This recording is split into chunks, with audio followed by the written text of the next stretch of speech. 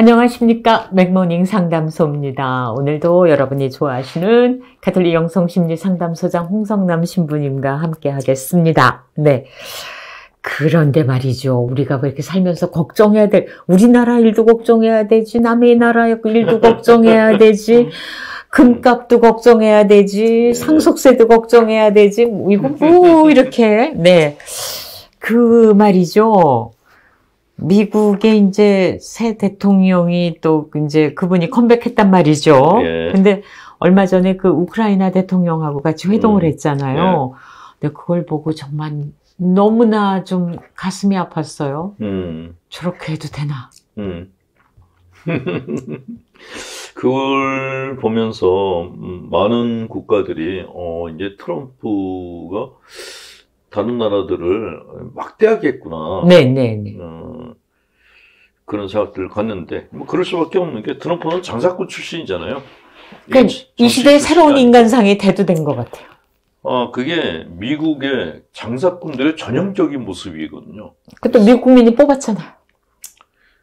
뽑은 이유가 미국 제일주의니까 미국 자국 이익을 우선을 한다 그러니까 그쪽 사람들이 이제 뽑아진 건데 이 트럼프한테는 이념이나 철학이 없어요. 정치 철학이 없고 이 사람은 오로지 실리를 따져요. 자기 국가의 이익이 되느냐 안 되느냐. 그러니까 뭐 젤렌스키가 우크라이나가 뭐 러시아와 이렇게 뭐 이념적인 그런 전쟁을 벌인다 이런 건 관심 없고. 네네네네. 거기다가 우리가 왜 무기를 갖다 줘야 돼? 공짜로.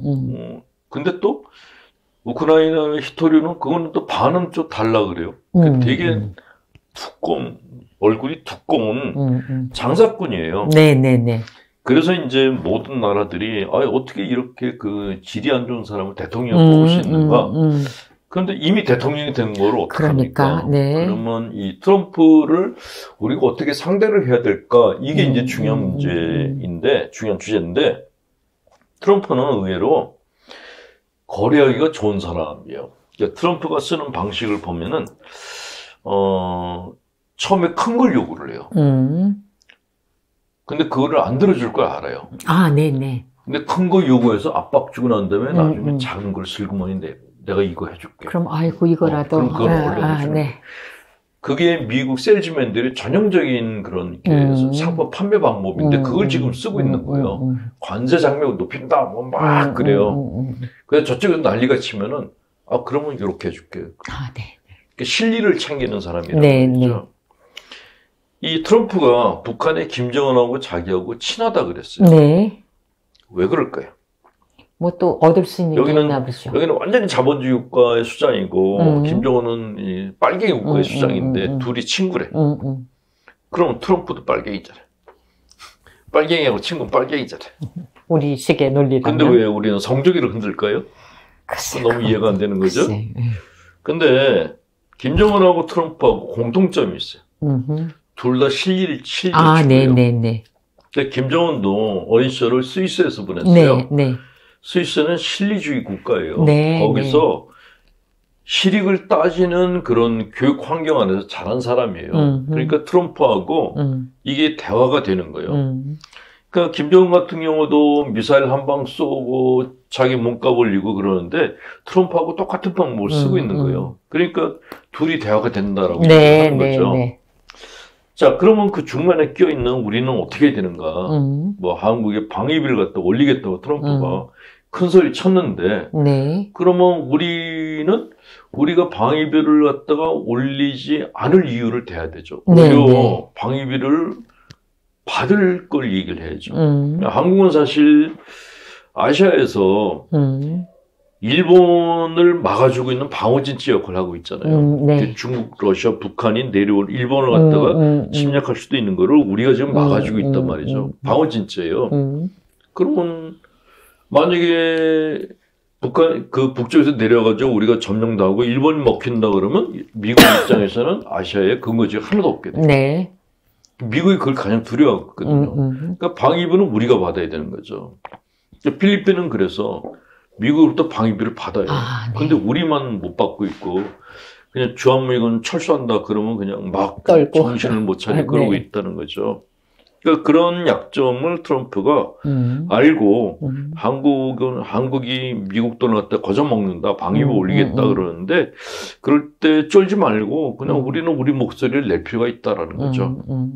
예. 일단 트럼프 같은 경우에는 상대하기가 어려운 게 아니라 오히려 상대하기가 편한 사람이다. 그러니까 거래하기가 편한 사람이다라고 생각하고 접근하면 될 것 같다는 생각이 들어요. 근데 신부님 심리적으로 이 트럼프는 어떤 사람이에요? 심플해요. 심플. 아까 얘기한 것처럼 돈이 되면 하고 돈이 안 되면 안 하는 사람이니까 굳이 분석할 필요도 없어요. 분석할 필요도 없어요. 그냥 너무 이렇게 이 사람의 철학은 오로지 돈밖에 없거든요. 그러니까 그러면 신부님 심리적으로 분석해 볼 때 매력 있는 캐릭터가 누구였어요? 어떤 사람들 중에서? 우리가 알고 있는 유명한 사람들 중에서. 세계 유명한 사람이 한두 사람. 제가 역사상 인류 역사상 내려온 왕들 중에서 제일 이렇게 매력을 느꼈던 게 페르시아의 왕이었던 사람. 네네네. 알렉산더하고 붙은 사람? 알렉산더 말고요? 페르시아에서 알렉산더하고 붙었던 페르시아의 이란의 전신이 페르시아였잖아요. 네네네. 근데 그 페르시아 왕국을 만드는 왕이 있어요. 그 사람 이름이 구약성서에도 나와요. 유태인들한테 관대한 정책을 폈다고. 제가 이란을 갔더니 그 사람의 박물관이 따로 있고. 지금 이름이 가물가물하고 생각이 안 나는데. 키루스 왕이었어요. 그 키루스 왕이 천덕꾸러기였어요.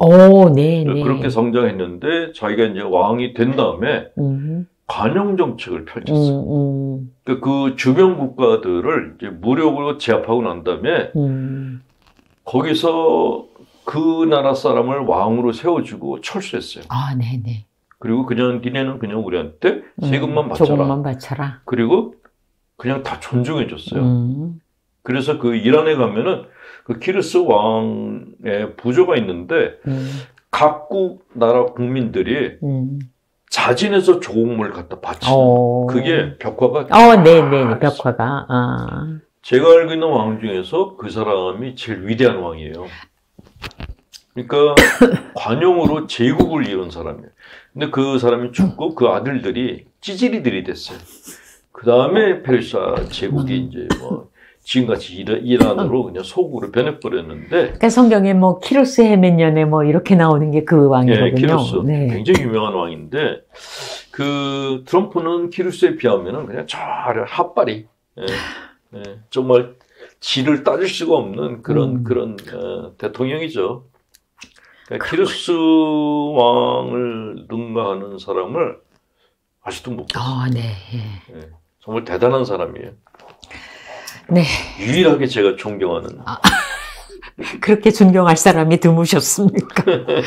네, 오늘의 상담입니다. 자, 저희 시간에 상담 원하시는 분은 메일 주소로 보내주시기 바랍니다. 저는 모태신자로 신앙생활을 하다가 뜻하지 않은 일로 이혼을 했고 그로 인해 십수년을 냉담의 길로 빠졌습니다. 이제 회개하고 신앙생활을 하고자 하는데 고해성사를 해도 개운하지 않고 수십 년 전에 지은 죄들, 특히 대죄에 이르는 낙태죄 등이 물론 그 당시 고해성사를 봤음에도 불구하고 자꾸만 떠오릅니다. 아마도 이런 죄들은 고백소의 신부님도 어쩌지 못하신다는 말씀을 들어서 그런 것 같습니다. 신앙생활의 방향을 어떻게 잡아야 할지 모르겠습니다. 매일 미사를 다니고 희년에 주어지는 전대사를 받기 위해 순례지를 가고 전리에 참여해도 마음은 늘 무겁습니다. 신부님의 진솔한 말씀이 필요합니다. 이런 케이스는 사실 은근히 많은 케이스인데 일단 고해성사를 봐도 개운치가 않고 예전에 수십 년 전에 지은 죄가 계속 이렇게 생각이 나고 마음이 무겁다 그러셨는데 고해성사는 고백을 하고 용서를 받는 성사인데도 왜 내가 마음이 개운치 않을까? 그 이유가 있죠. 그 이유가 딱 하나예요. 하나님이 날 용서해도 나는 나를 용서 못해. 그러면 이 상태가 돼요. 그러니까 용서라는 게 하나님으로부터 받는 용서가 있고 타인으로부터 용서가 있는데 그것만큼 중요한 게 내가 나를 용서해 줘야 돼요. 근데 내 마음속에서 딴 사람이 다 널 용서해도 나는 너를 용서 못해 라고 하는 소리가 있어요. 그거를 심리학에서는 영성심리에서는 내 마음 안에 있는 심판자, 병적인 초자, 도덕적인 지나치게 도덕적인 자 이렇게 얘기를 합니다. 네. 그러니까 얘네들은 어느 날인가부터 내 안에 들어와서 서식한 애들이에요. 내 거가 양심이 아니에요. 고지적 자기비평이라고 하기도 하는데 내 안에 들어와서 내 주인 노릇을 하면서 내가 하는 모든 걸 다 안 잊고 눈으로 보는 거예요. 네가 그러고도 회개했다고 할 수가 있어? 이런 자책감, 죄책감을 불러일으키는 그런 병적인 초자가 열심한 신자들 안에 다 있어요. 그러니까 기도를 남보다 몇 배를 하는데 마음은 개운치가 않은 거예요. 그리고 우리가 이제껏 내가 나에게 하는 용서가 중요하다고 생각을 못하고 살았던 거. 그러니까 이게 우리나라 뭐랄까 우리 교회가 너무 이렇게 아날로그다, 공부를 안 한다는 생각이 드는 게 사실 이렇게 사람이 갖고 있는 자아에 대한 생각을 1970년대 교황청에서 먼저 시작을 했어요. 네. 1970년대 저도 지난번 강조 학술제 내려갔다 거기서 들었는데 네. 1970년대 많은 신부들과 수도자들이 환속을 했죠. 네네네. 그래서 이제 교황청에서 이 문제의 원인을 갖다 어떻게 해결하면 좋겠는가. 그래서 예수의 신부한테, 룰라라는 신부한테 네. 그레고리안 대학의 영성심리학을 만들어서 이 문제에 대한 해결책을 찾아보라고 했다는 거예요. 근데 거기서 나온 이론이 뭐냐면 지금의 나를 나쁜 나로 만들지 말라는 거였죠. 나를 죄인으로 만들지 말라. 나를 이해하고 존중해줘라. 이건 사실 현대 심리학에서 상담하기에서도 당연하게 여기는 건데 교회가 그거를 처음으로 도입을 한 거예요. 네네. 근데 그게 우리나라에는 아직도 안 들어온 거예요. 1970년이면 몇 년 전이에요? 50년. 50년 전이에요. 50년 전에 교황청에서 이미 시작한 걸 우리는 아직도 안 들어왔어요. 그러니까 여전히 죄를 지으면은 나는 나쁜 나가 되는 거예요. 네. 그 고위 신부가 괜찮다고 해도 나는 내가 용서가 안 되는 그런 교육을 너무 오랫동안 받았다는 거죠. 그걸 자기 용서로 하거든요. 그러니까 지금은 많은 영성심리학자들의 책이 들어왔는데 보통 신자분들이 그런 영성심리학자들의 책은 안 봐요. 낯설으니까. 그러니까 신앙생활도 관습이 있어요. 내가 하던 대로 사는 게 편하지 새로운 걸 굳이 배워가지고 내가 왜 갈등을 일으켜야 돼? 그러니까 옛날 방식을 고집을 하는데 문제는 옛날 방식이 겉으로는 열심하고 거룩한데 내면으로는 굉장히 압박이 심한 방식이었다는 거죠. 그 옛날 분들이 자기를 내가 지은 죄에 대해서 보석을 해야 된다 그러면서 기도를 하는 거 보면은 거의 학대에 가까워요. 네네네. 잠도 안 재고 밥도 안 먹이고 넌 기도만 해야 돼. 이건 학대예요. 근데 그렇게 하면 뭔가 그래도 내가 한 것 같은 공을 쌓은 것 같은. 근데 건강이 다 무너지는 거예요. 네네. 네. 어떤 심리학자가 그런 얘기를 했어요. 정신병원에 입원한 환자들한테 자기 자신을 용서하라 그러면 50%의 환자는 퇴원한다고.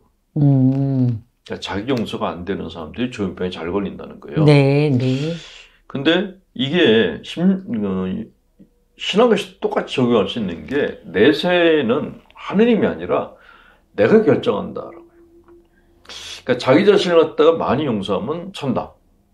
자기 자신을 갖다가 용서를 잘 안 하면 연어. 자기를 용서 못하면 지옥에 간다라고 설명해요. 근데 이 얘기가 복음에도 나와요. 복음에 보면은 둘째 아들 얘기가 나요. 네. 큰아들하고 둘째 아들. 둘째 아들이 아버지 재산을 갖고 나와서 탕진했어요. 탕진하고 돌아다니다가 집에 돌아갈 생각을 해요. 네.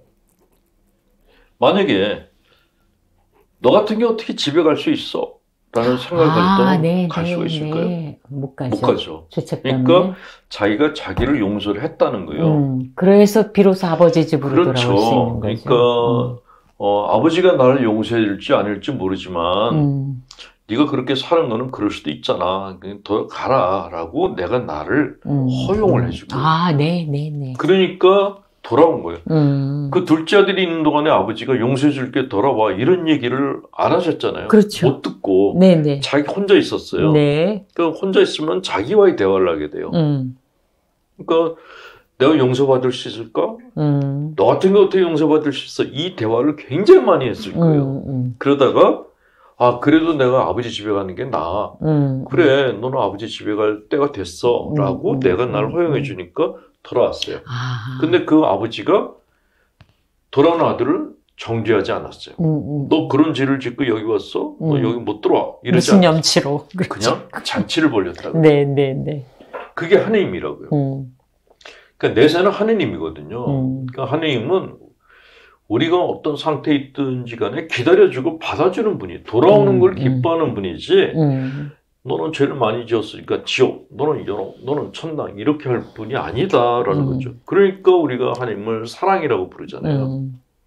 근데 이렇게 얘기를 해도 신자분들이 안 믿는 거예요.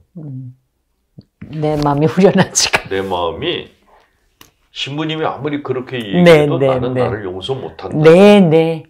근데 이거를 자학성 신앙이라고 그러니까 나 더 뭐를 받아야 돼, 벌을 받아야 돼. 그런데 더 벌을 받아야 된다고 생각하는 거예요. 근데 만약에 이 상담을 보낸 자매님한테 제가 이런 예를 들어드릴게요. 만약에 자매님의 자식이 자매님한테 자매님 물건을 갖다가 깨트리고 잘못했어. 근데 집을 나갔어. 그러면 자매님 마음이 어떻겠어요? 안 좋죠. 이 자식 잘 나갔어. 나가서 굶어 뒤져야 돼. 그런 마음이 드시겠어요? 아니면 얘가 왜 안 돌아오는 거야? 라는 마음을 갖겠어요. 엄마라면 당연히 애가 내 물건을 깼어도 그냥 너만 성하면 돼 라고 마음 갖는다고요. 그게 다 보통 엄마들의 마음이야. 근데 내 물건을 깼으니까 너는 밖에서 굶어 죽어야 돼. 이건 계모죠. 우리가 믿는 하느님은 계부인 하느님을 믿는 분들이 너무 많은 거예요. 저는 그게 우상숭배라고 생각해요. 내가 만든 하느님, 잔인한 하느님, 요만한 죄도 용서하는 하느님, 그런 상을 갖고 사는 분들이 많은데 그게 우상숭배예요. 복음에 나오는 하느님은 우리를 얼마나 사랑하셨길래 당신 아들까지 보내주셨어요. 근데 그거를 그 얘기를 들으면서도 안 믿어. 그게 불신이라는 거예요. 불신지옥이 그거예요? 그거죠. 불신을 해서 나 스스로 지옥을 만드는 게 불신인 거예요. 하나님이 우리를 지옥불에 집어 던지는 게 아니라 내가 나를 집어 던지는 거죠. 이런 이야기들이 이미 1970년대부터 시작됐다라는 거죠. 근데 우리는 그 이전 신학 사상에 매달려가지고 여전히 자기 학대하는 신앙생활을 하고 있고 그렇게 자기 학대를 많이 하는 사람들을 거룩한 사람으로 얘기하고 있는데 이거는 정말 큰 신학적인 오류다라는 걸 꼭 말씀드리고 싶어요. 신부님이 말씀하신 이런 내용과 이런 시간을 들여서 우리가 고백소에서 들을 수가 없다는 얘기죠. 그러니까 그런 1970년대에 생긴 그 영성 심리학이 신학교에 없어요. 그러니까 저희가 배웠던 건 신학, 성서, 철학을 배웠지 내가 나를 용서하는 법에 대해서는 저는 신학교 다니다가 한 번도 얘기 들은 적 없고 심리학 공부하면서 겨우 들었는데 그게 1970년대에 시작됐다는 얘기를 듣고 너무 어이가 없었어요. 아니 교황님의 가르침을 갖다가 그렇게 안 받아들일 수가 있는가? 우리 신학교가 도대체 이게 뭐 시간이 지났는데도 아직도 왜 옛날 카테고리 안에 갇혀있지? 그게 너무 의문이었어요. 그러면 지금 이 자매님이 자신을 용서할 수 있는 방법은 뭐예요? 일단은 저희가 자기를 용서하는 방법은 뭐 제가 매번 얘기하고 있지만 자기 사진을 보고 얘기하는 거예요. 사진이 신부님한테 사진이 굉장히 중요하게 쓰이는군요. 아니면 눈을 감고 자기 자신을 생각하는 거예요. 보통 자기가 잘못을 저질렀을 때 이미지가 있어요. 그 이미지를 생각하면서 걔하고 얘기를 하는 거예요. 그러니까 만약에 내가 뭐 어떤 큰 잘못 저질렀어. 그러면 내가 그 걔한테 그때 네가 그럴 수밖에 없었어라고 얘기해 주는 거예요. 그러면 처음에는 이게 안 먹히는데 지속적으로 해주면은 걔가 바뀌어요. 그러니까 내가 나를 용서해 줘도 내 마음이 바뀌어요. 다른 사람이 근데 이게 중요한 게 다른 사람이 나를 용서해 줘도 내가 나를 용서를 못하면 안 바뀌어요. 자기 용서가 그래서 정말 중요하다는 거죠. 고해성사 보고 난 다음에 계속 찝찝하다. 나는 용서를 못 받은 것 같다라는 거는 하나님이 용서를 안 하신 것도 아니고 고해신무가 이렇게 뭐 사죄를 안 해준 것도 아니고 내가 날 용서 못해서 그런 나타나는 현상들입니다. 그 신경증적인 증세라고 얘기를 해요. 그게 심하게 되면 자칫하면 조현병으로도 갈 수 있습니다. 그래서 그 심리학자가 정신병원에 있는 환자 중에 50%는 자기 용서를 했다 그러면 태어난다고 그런 얘기 한 거죠. 자, 그러면 신부님 말씀대로 스스로에게 따뜻한 말씀을 해주시거나 특히 어렸을 때 자기 용서가 안 되는 분들이 어렸을 때 야단을 많이 맞거나 용서를 받은 기억이 없는 분들이 그게 안 돼요. 아니면 정말 편지를 나에게 써서 그리고 위로를 하고 그야말로 용서의 글을 쓰시거나 그리고 저는 이분이 지금 짧게 얘기하셨는데 모태신앙을 갖고 이제 어린 시절부터 신앙생활을 했다 하는데 그러면서 모태신앙 가진 분들이 굉장히 엄격하거든요. 그러니까요.